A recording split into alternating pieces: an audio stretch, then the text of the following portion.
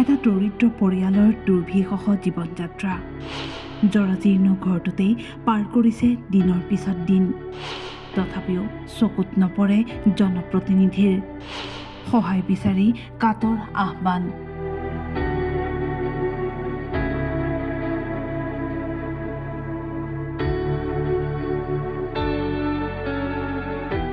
মাৰ্ঘেৰিটা বিধানসভা সমষ্টিৰ অন্তৰ্গত লিডুৰ এটা দৰিদ্ৰ পৰিয়ালে কন্দুৱাইছে সকলোকে। 2016 চনতে পৰিয়ালৰ উপাৰ্জনক্ষম একমাত্ৰ ব্যক্তি কমল দাসৰ প্ৰেছাৰ ষ্ট্ৰোক হৈ পেৰালাইছিছ হৈ পৰে। বহু চিকিৎসাৰ অন্তত ব্যক্তিগৰাকী কিছু পৰিমাণে সুস্থ হৈ উঠিছে যদিও সম্পূৰ্ণৰূপে সুস্থ নোহোৱাত পৰিয়ালটো এতিয়া আৰ্থিক অৱস্থা শোচনীয় হৈ পৰিছে। বৰ্তমান বাঁহেৰে নিৰ্মিত এই বাসগৃহটোতে পত্নী আৰু কন্যাৰ সৈতে বাস কৰে কমল দাসে। কিন্তু এই ঘৰটো এতিয়া ভাঙি একেবাৰে জৰাজীৰ্ণ হৈ পৰিছে। কমল দাস যিজন ব্যক্তি তেওঁ আমাৰ চুবুৰীয়া হয়। বহু বছৰ ধৰি তেওঁ মানে আৰ্থিক অৱস্থাটো ভাল নাই। তেওঁ পেৰালাইজ হোৱাৰ কাৰণে ইমানকৈ এটা কাম কাজো কৰিব নোৱাৰে।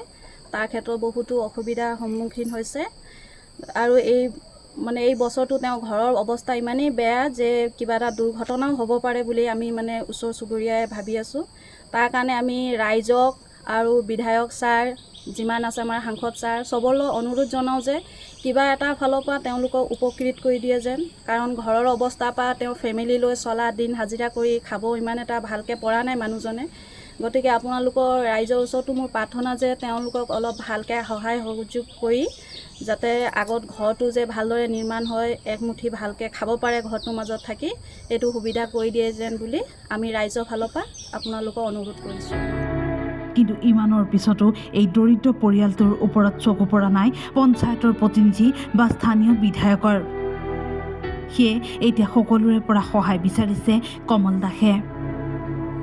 2016ত মোৰ প্ৰেছাৰ ষ্ট্ৰোক হৈ গৈছে, সেইকাৰণে মোৰ আজি পেৰালাইজ হৈ গ'ল। মোৰ চলা ফিৰা কৰাটো মোৰ যথেষ্ট অসুবিধা হয়। মোৰ ঘৰৰ আৰ্থিক অৱস্থাটো একেবাৰে বেয়া। মোৰ ঘৰটো একেবাৰে অৱস্থা আজি ভাগি পৰি যোৱা অৱস্থা হৈ আছে।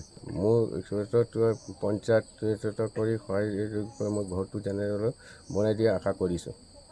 মোৰ ছোৱালীজনী ক্লাছ 9ত পঢ়ি আছে। মোৰ চলা মেলা যথেষ্ট অসুবিধা হৈছে।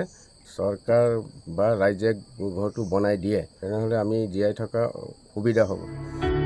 কিন্তু এতিয়া প্ৰশ্ন হয়, এই দুৰ্ভগীয়া পৰিয়ালটোলৈ কৃপাদৃষ্টি হ'বনে জনপ্ৰতিনিধিৰ? ডুমডুমাৰ পৰা জয়ন্ত মৰাণৰ ৰিপৰ্ট, টাইম 8।